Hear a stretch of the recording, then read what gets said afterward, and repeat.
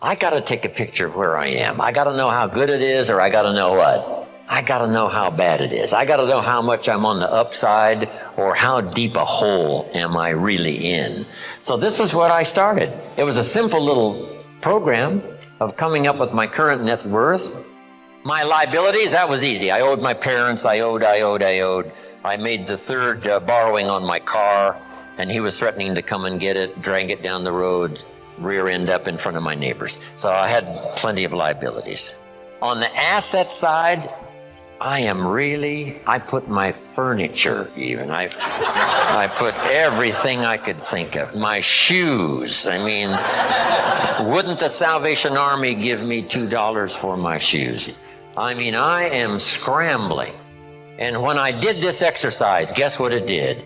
It really soberly gave me a current picture of where I was. And guess what? I was unhappy. But here's what's important about the truth. It sets you free. Number one, free to correct old errors in judgment. That's what the truth is for, to correct old errors. After 6 years, I started working when I was 19. And when I took a picture of where I was, it was not a very happy experience. So now, where do we go from here? Number one, perhaps a new philosophy. Here's the philosophy usually of the rich and the poor. Poor people spend their money and invest what's left. Here's usually the philosophy of the rich. The rich invest their money and spend what's left. It's just a little turn of semantics. But the little turn of semantics is like the turn of the set of the sail that takes you in a whole different direction to wind up at a good place in 1 year, or a place, of average, mundane, where you don't really want to be. Just that little simple shift of philosophy. So here's the key. Think like the rich. Invest your money first, then spend what's left. Don't spend your money and invest what's left. Now the whole key is lifestyle. The money is always there, either to spend or invest. The difference in what you do with it is based on philosophy, not economy. It isn't the state of America's economy that makes the difference.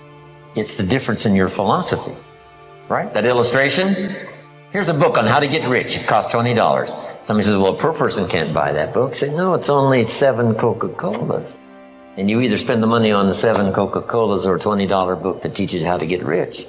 So jot this down. Everybody has the money, even the poorest of the poor. The key is how to spend it.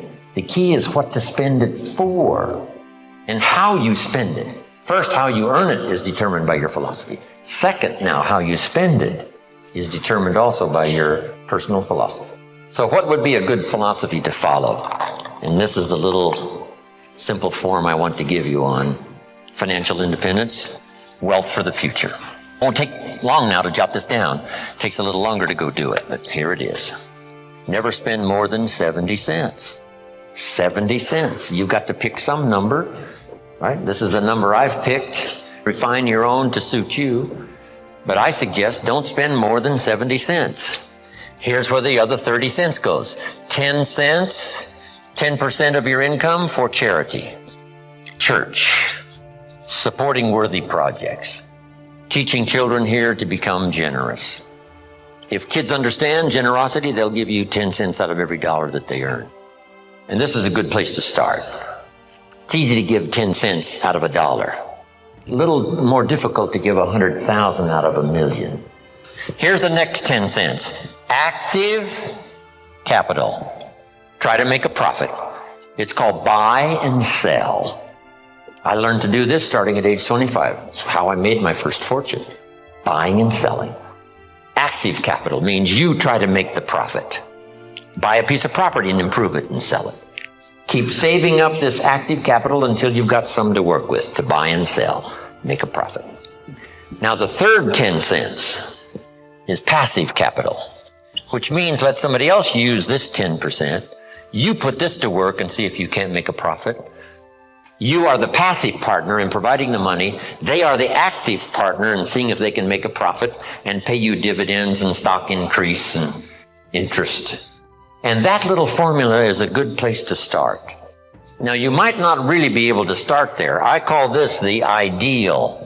Maybe by the time you've heard this, you're in such bad financial shape that you have to go here, 97, 1, 1, and 1.